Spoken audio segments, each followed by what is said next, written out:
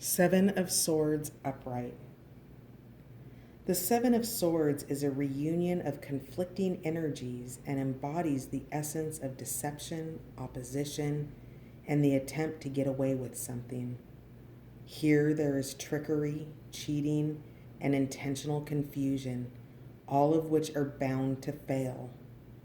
This card shows that ultimately all characters are bound to their fate no matter how many tricks they are willing to employ. 6 warriors stand facing an enemy, their swords pointed toward him. The enemy points his sword back. A standoff is imminent, but there is a wish for compromise, even if it is unlikely. Here, there is a crisis. The 6 swords are all unique and weak on their own, where the might of the single sword is strong and enduring. Thus, the equation is balanced in its opposition. As long as these forces stay in a combative state, there can be no harmonious end, though the end will come nonetheless. One will overtake the other. Upright, crisis. Reversed, strife. Tree of life, Netzach. Astral signature, Moon in Aquarius. Key words: wish to compromise, trickery, confrontation, standoff, cleverness, anarchy, destiny, cheating, trying to get away with something, many versus few. Expanded description.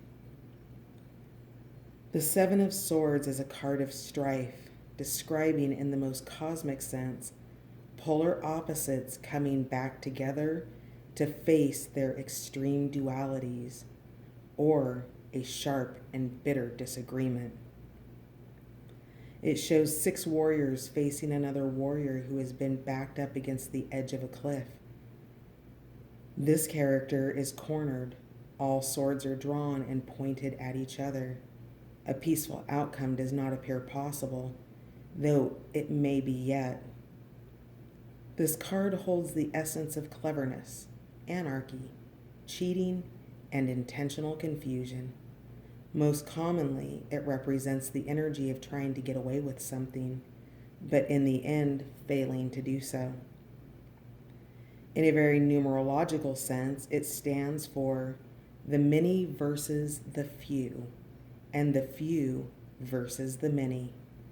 In a practical and physical sense, this card embodies actions such as avoiding obligations, attempting to take the easy way out, preferring solitude, acting selfishly, and ultimately lying to ourselves and others in order to get what we want. No matter how we slice it, these behaviors will not get us what we truly want and will only cause us greater frustration and turmoil in the long run. But the mind is a fickle thing and will do anything and everything it can to try and find a way out of facing the music and owning up for itself. It is in this sense that we can find a resolution, but only if all sides are willing to do this work. Are there certain responsibilities or commitments you've been avoiding? Remember that the more you run from your problems and the more they grow and the harder they will be to deal with in the future. This card calls to the attention the possible negative outcomes that may happen when you don't act from the heart or within your truest spiritual alignment. Or, at the very least, acting from a space of muddled mental outlook with uncertainty towards why you're doing something in the first place. You may feel like you have gotten away with something, but have you really? With the understanding that everything is deeply interconnected on an energetic level, every action has an equal and opposite reaction, even if we don't see it immediately. On a final note, This card can also stand to represent a partial success, but yielding when victory was within grasp, as if the last reserves of strength were used up. Seven of Swords reversed. The reverse side of the Seven of Swords is strife.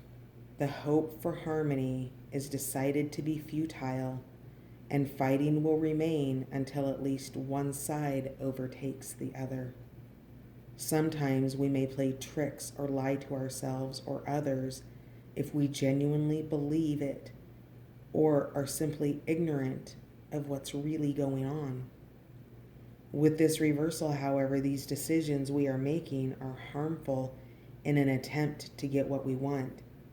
This leads to treachery, evil tricks, or even employing self-pity and other egotistical maneuvers to manipulate people into acting how we wish them to be. Here we are living in a world of illusion, blinded by our own thoughts and desires to be able to see the results of our own actions, which causes us to get caught up in a great deal of a mess. From this place, it is doubtful any strife can end well. To turn this card reversal upright, we really need to decide to be good people.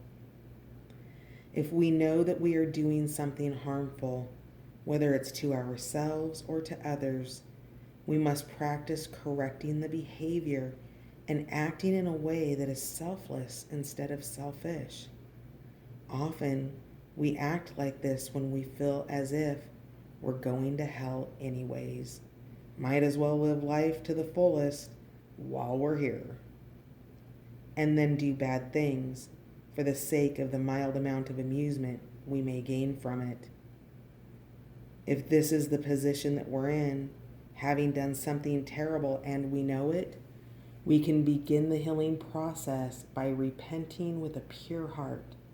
We can be forgiven and set ourselves on a path of healing if we are open to giving and receiving genuine love from everything around us. We are not locked into a horrible afterlife sentence if we can recognize that we are still connected to everyone and there is more to life than just us. Often the hardest part in forgiveness is being open to forgiving ourselves, for only you and Spirit really know how many skeletons you've hidden in the closet.